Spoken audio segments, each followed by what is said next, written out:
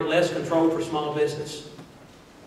I meet with businesses all the time in the 8th District that tell me, Stephen, until we have a sustainable, stable outlook, we're not going to expand our business.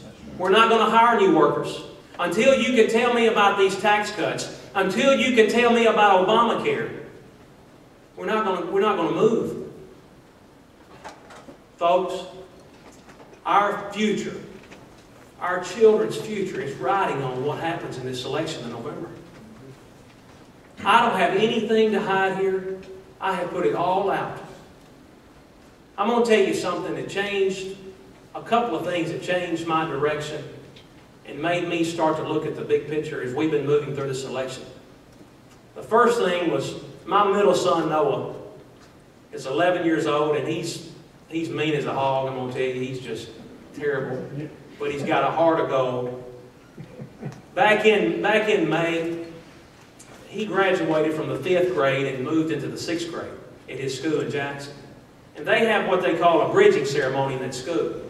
And there was about 250 people in that school that day and in that auditorium. And his teacher got up and they were giving out awards to each student, different awards that they thought best fit that student.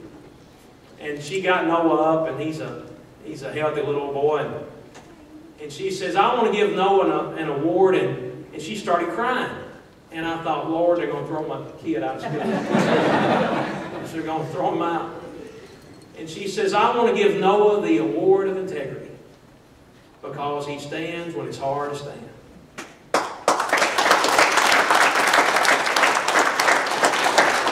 I had a sweet dear lady the other night at a gospel singing walk up to me, and she said, Stephen, I hate to see you go to Washington and become corrupt.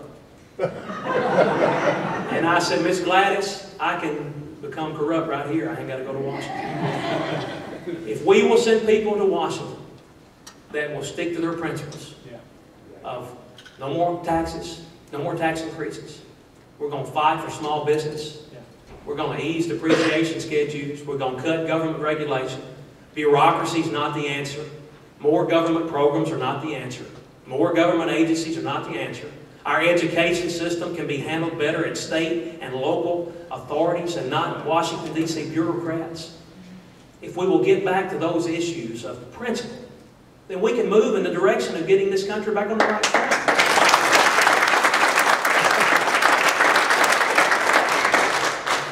I'm astounded to see, when I go to Washington now, how valuable common sense is.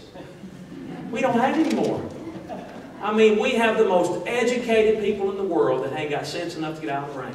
And it's terrible. It's terrible. Bob Corker, I love Bob Corker, and I like Bob Corker because he's a businessman. I think if we would put business people back in Congress, business people that know what balance sheets are, know what it's like to make payroll, know what it's like to operate a business, know what it's like to do a budget. You know, we desperately need a balanced budget amendment in Congress. They need to be accountable and responsible for the things they do every year. They're recessing now and they don't even have a budget. It's unbelievable what's going on up there.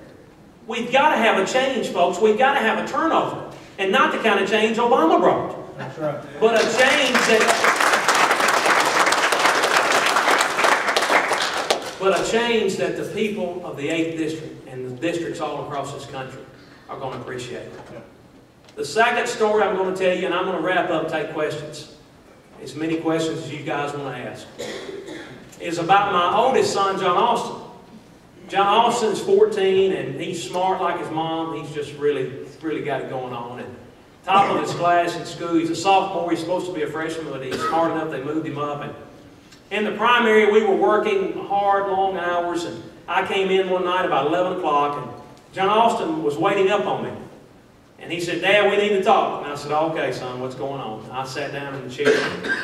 He leaned up on the front of the chair like you do sometimes when you're in business, you're trying to make a point. And he took his hand and he said, Daddy, we're weak in Tipton County. And he said, I need some more resources in Tipton County to knock it out. He said, I'm telling you. I said, son, we're doing good in the polls in Tipton County. He said, no, I'm telling you, Daddy. He said, I'm knocking on doors and they don't know you down there. And I looked in his eyes and you know what I saw? I saw